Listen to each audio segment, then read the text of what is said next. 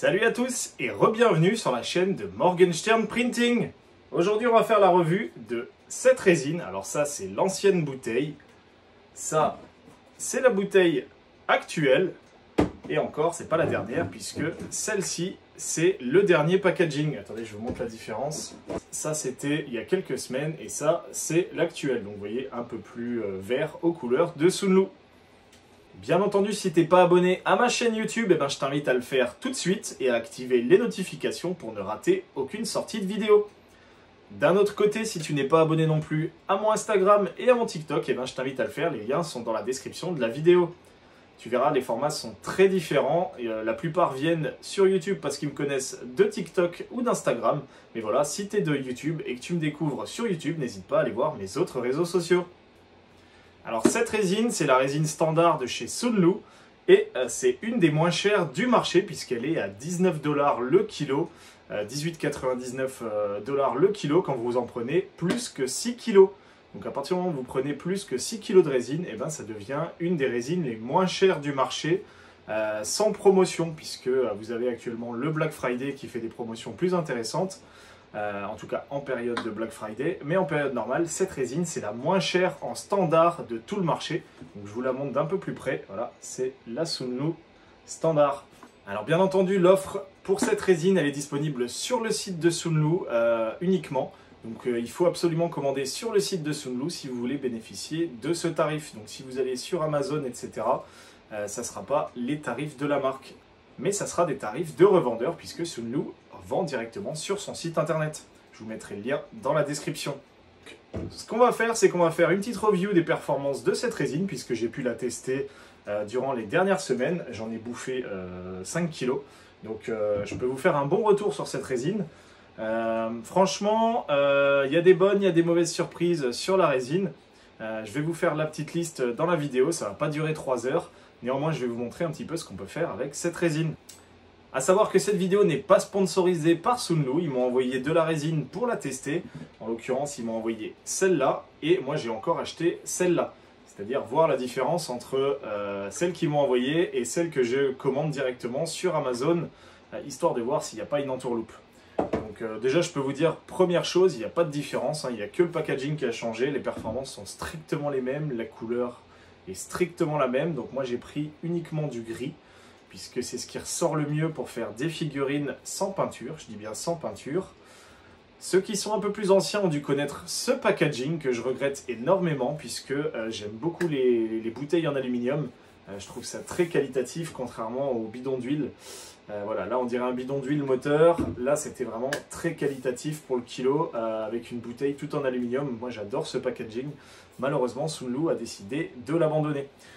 J'avais pu tester cette résine dans le passé, donc l'avantage c'est que je peux vous faire vraiment un comparatif entre la résine Sunlu d'il y a quelques mois, puisque ça fait bien 6 mois qu'ils ont changé, et la résine Sunlu que vous avez actuellement.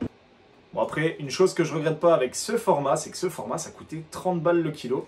Donc voilà, si on peut payer quasiment moitié moins cher le nouveau format, pourquoi pas, si derrière les performances sont meilleures ou équivalentes, tant mieux. Bon, je sais ce que vous attendez de savoir si la résine, elle est intéressante ou non.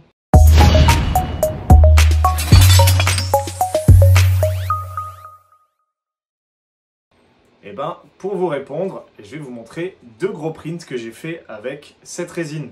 Le premier print, c'est une figurine de Ichigo Kurosaki qui est en train de faire un Getsuga Tenshu. Alors c'est une figurine que j'ai imprimée sur la Sonic Mighty 8K de chez Frozen.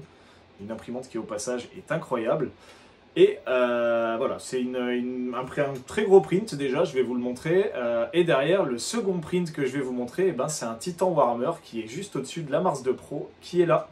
Histoire de vous montrer un petit peu les différences en termes de performance sur de la figurine, puisque la figurine, voilà, on est sur des choses avec des visages, avec des cheveux, avec des textures de grains pour du socle, etc. Donc vraiment de la figurine pure et dure. Et le Titan Warhammer, là on est sur quelque chose d'un peu plus mécanique, avec des arêtes tranchantes, des longues zones plates, et lisses surtout, et en plus de ça, des zones qui doivent être parfaitement planes pour avoir des alignements nickel entre les pièces. Donc 2 prints très différents mais assez intéressants tous les deux. Donc voilà, je pense que c'est un bon test. Alors je ne vais pas vous montrer les prints de test que j'ai fait pour régler ma résine. Mais en attendant, je peux vous montrer les résultats avec cette résine et vous donner mon avis personnel avec mon expérience en impression 3D résine sur cette résine et sur les résultats qu'elle apporte à 19 balles le kilo, 18,99, hein, quelque chose comme ça.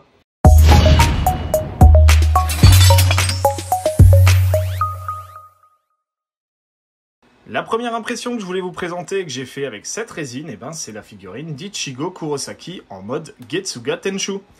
C'est une figurine qui m'a fait prendre quasiment 2,5 kg de résine. Hein. Entre la figurine, le socle et la vague, tout a été fait avec cette résine. Alors franchement, vous voyez le résultat, il est vraiment nickel chrome, il n'y a rien à redire de ce côté-là. Je vais vous montrer les détails sur la seconde tête qui peut équiper le personnage, donc la voici. Donc ça vous permettra de voir un petit peu la finesse d'impression de cette résine. Donc vous voyez, tout est nickel, on voit vraiment les détails parfaitement. Donc vraiment une bonne résine standard, hein. Il y a rien à redire de ce côté-là. Si vous faites cette échelle d'impression, c'est vraiment une très très bonne résine. Si maintenant par contre vous voulez partir sur des figurines type Warhammer, etc., c'est une résine comme toutes les résines standards qui risque d'être un petit peu limite de par sa résolution. Elle risque d'être un petit peu limite aussi de par sa fragilité, puisque même si elle est un petit peu souple, je vais vous le montrer sur le sabre. Vous voyez, c'est un petit peu souple, mais si je force, le sabre va clairement péter comme toutes les résines standards. Bien entendu, comme toutes les résines standards, vous pouvez les couper avec de la résine tough pour augmenter la flexibilité de la résine. Moi, en l'occurrence ici, je ne l'ai pas fait, mais sachez que vous pouvez le faire. D'un point de vue impression 3D, eh ben, vous voyez que tous les détails sont imprimés nickel. On n'a pas trop de traces de support. Je vais vous montrer notamment sur la cape, sur le socle, hein, vous allez voir, puisque du coup, la figurine a été imprimée totalement avec cette résine. Donc vous voyez, il n'y a pas trop de traces de support. Les emboîtements sont nickel. Hein. Alors là, il y a un petit travail de ponçage juste pour éviter qu'il y ait les surfaces une surface qui ressorte par rapport à l'autre. Mais les emboîtements étaient vraiment nickel. J'avais vraiment pas besoin de reprendre au niveau du masticage les alignements. Donc pas de warping. C'était vraiment nickel. Pas non plus de rétrac. Donc c'est une résine qui est vraiment pas mal à partir du moment où on l'a réglée correctement. Vous voyez au niveau du socle, hein, on est vraiment avec des alignements qui sont propres. Il n'y a rien à dire de ce côté-là. Donc franchement, pour faire de la figurine, très très bonne résine. À partir du moment où vous voulez faire ce format, c'est-à-dire on va dire plus de 15 cm de haut, avec des grosses bases, etc. Là, la base a été imprimée avec cette résine également. On n'est pas sur une impression en PLA. Voilà, donc premier résultat sur une figurine de type manga, et ben plutôt pas mal. Je vais vous montrer la figurine, hop, si j'arrive à la détacher sans la péter, voilà. On va enlever le socle.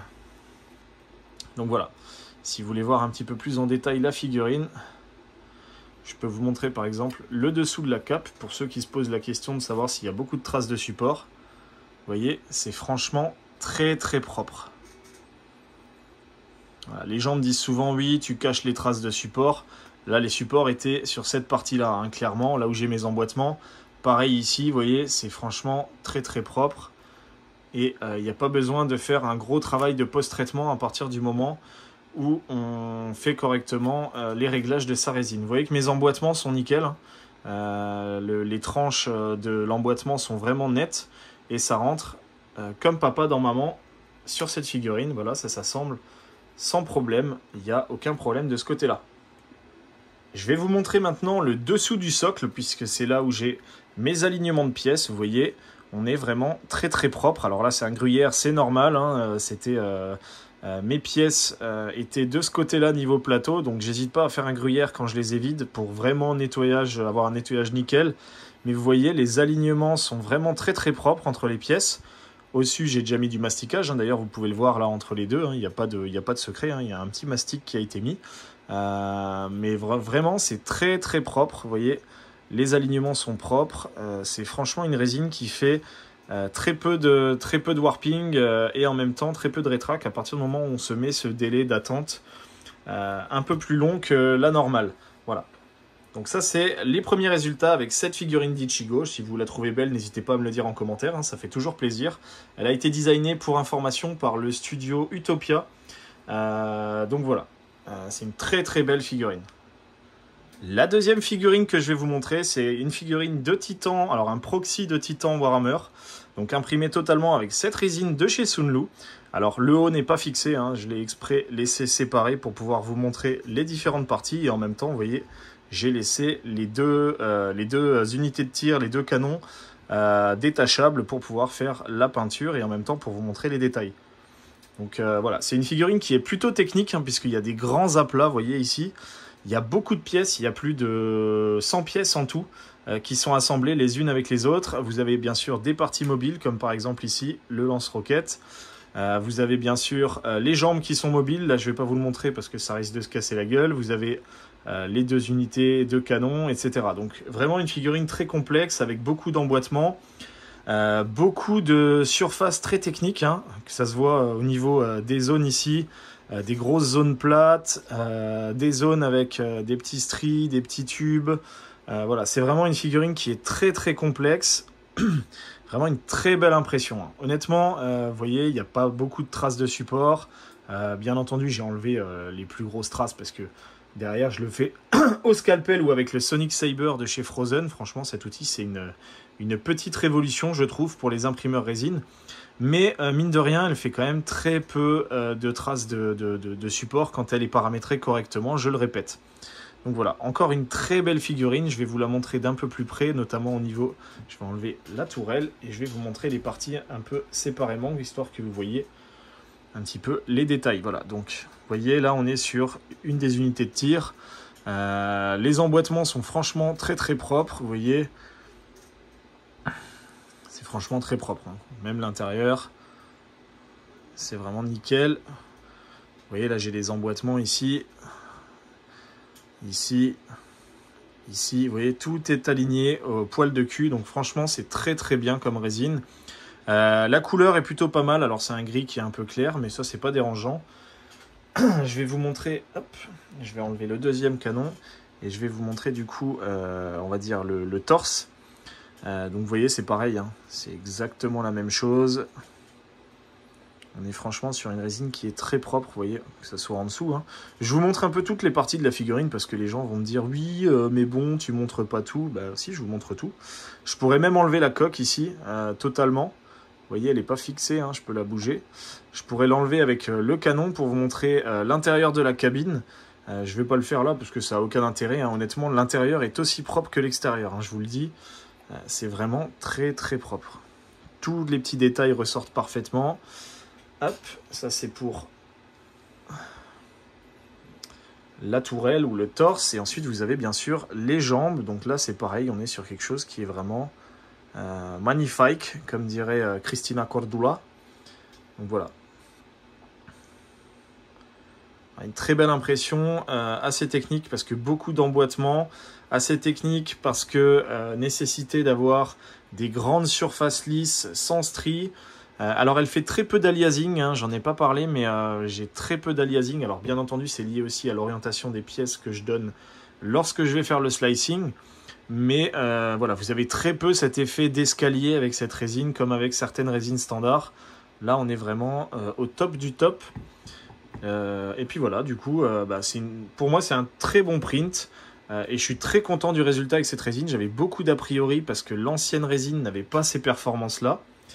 L'ancienne résine avait tendance à faire du warping, elle puait tout autant, la résolution était pas très bonne, voilà, donc j'avais déjà pas, on va dire, un bon a priori en démarrant cette résine.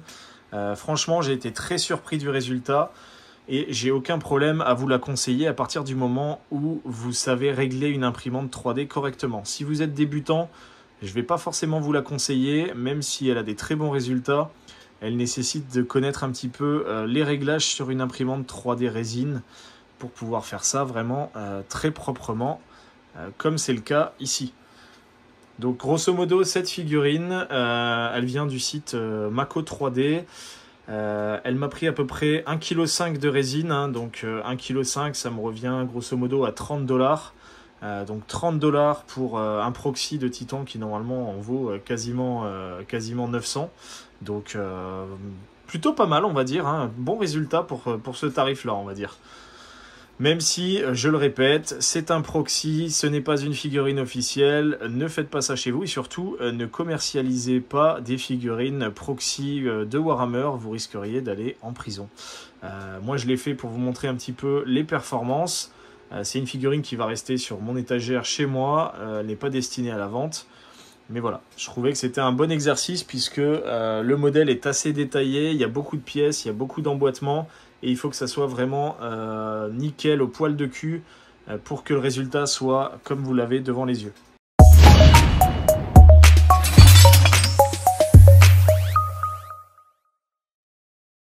Donc voilà, les deux prints franchement sont magnifiques, rien à dire de ce côté-là.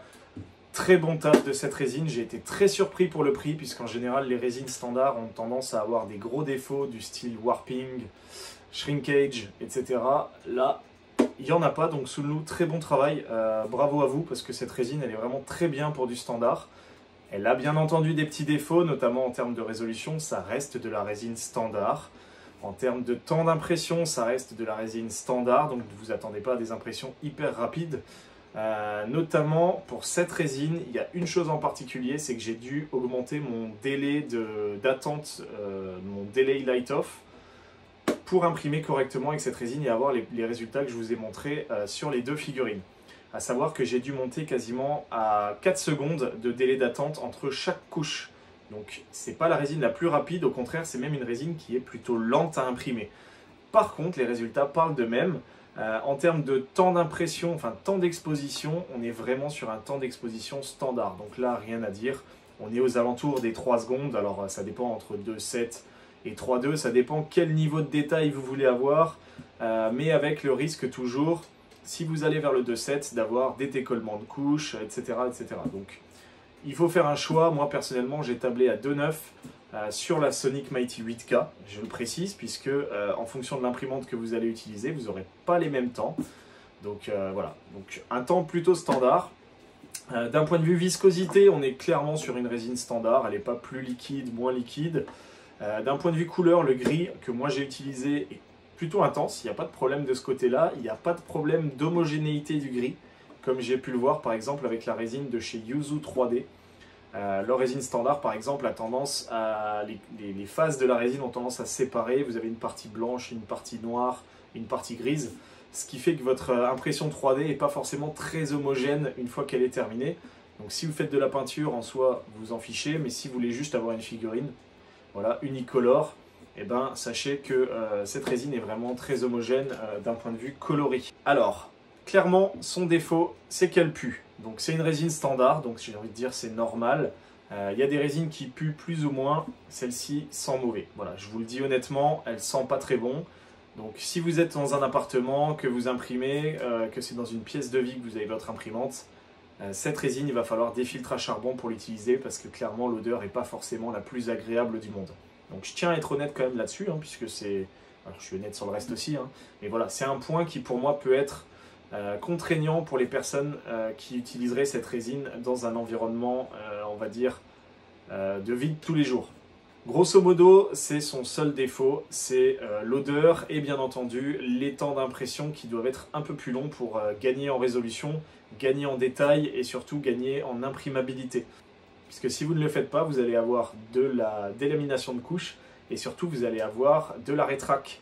Et ça, c'est problématique, surtout pour des pièces, par exemple, comme le Titan que je vous ai montré. Donc, quand elle est bien paramétrée, cette résine, elle est très bien. Par contre, ce n'est pas une résine que je conseillerais à des débutants. C'est plutôt une résine que je vais acheter pour les gens qui ont l'habitude d'imprimer en 3D, qui veulent faire de la masse et qui veulent une résine pas chère. Clairement, c'est une résine que vous pouvez acheter si vous connaissez votre imprimante 3D, que vous savez comment régler une résine. Allez-y, vous pouvez foncer les yeux fermés. Cette résine, elle est très bien. Voilà, j'espère que cette petite review de résine vous a plu. N'hésitez pas à me dire en commentaire ce que vous avez pensé de cette review. N'hésitez pas à me dire également si vous voulez que je fasse des reviews d'autres résines du marché, puisque j'en ai testé plus de 80 qui existent aujourd'hui en vente sur le marché. Donc ça me permettra de voir lesquelles vous intéressent, ce que vous voulez savoir sur ces résines, et n'hésitez pas à me dire forcément si le format de cette première review de test de résine vous a plu, ce que vous voulez que je change, ce que vous voulez que je garde. Et voilà, grosso modo. Donc j'espère que ça vous a plu. Je vous dis encore un gros merci, je vous fais des gros bisous et à plus.